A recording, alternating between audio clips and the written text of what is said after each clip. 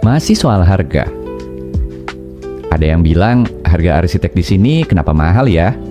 Saya coba jelaskan value-nya ya. Misalnya, kenapa seseorang masih mau beli mobil Fortuner?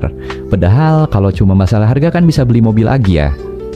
Kan fungsinya sama-sama buat transportasi tuh, pindah dari satu tempat ke tempat lain.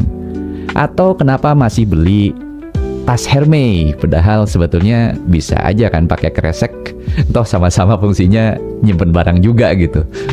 Ada banyak alasan lah ya, dari mulai kan lebih nyaman gitu, kan lebih kuat, kan lebih keren, kan lebih bangga, misalnya dari mulai aspek fungsi sampai ke aspek rasa.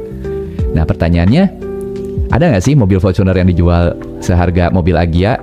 Atau mobil Agya yang dijual seharga Fortuner? Mungkin ada. Kalau misalnya Fortunernya udah tua dan rusak, bisa jadi lebih murah dari mobil Agya ya kan? Atau Agyanya udah dimodifikasi menggunakan lapis emas dan dashboard Lamborghini, mungkin nggak sih jadi lebih mahal? Nah sekarang kita kembali ke bangunan. Sama halnya seperti mobil tadi, maka di situ ada aspek kenyamanan, kekuatan, keindahan, hingga rasa yang timbul dari bangunan tersebut. Nah semua fitur-fitur itu ditentukan dari mana? Tentu ditentukan oleh kualitas desain bangunan dan spesifikasinya, bukan? Nah bagaimana cara memperoleh kualitas itu?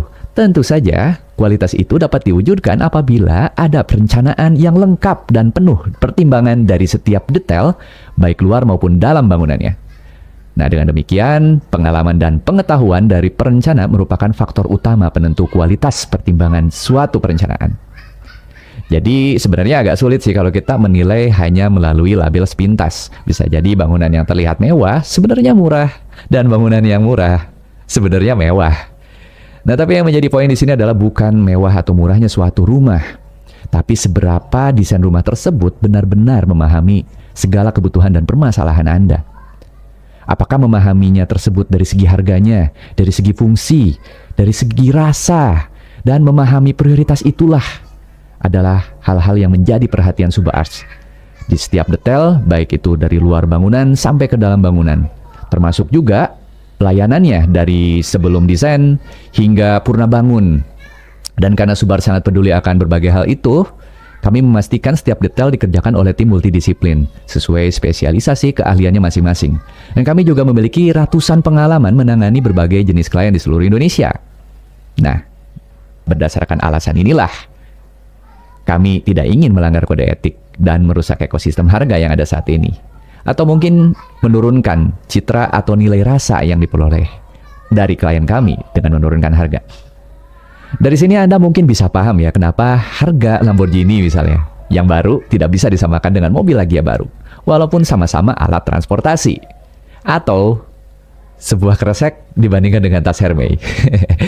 Dan jadi pertanyaannya, berdasarkan kenyamanan, keindahan, kekuatan, estimasi, bahkan hingga kebanggaan atas pencapaian bangun rumah Anda untuk nanti seluruh penghuninya, apakah itu bersama keluarga Anda, anak Anda, atau orang tua Anda, apalagi seandainya rumah ini adalah rumah idaman atau impian Anda akan digunakan untuk kini dan nanti. Nah, kira-kira menurut Anda berapa harga yang layak untuk merencanakan rumah Anda tersebut?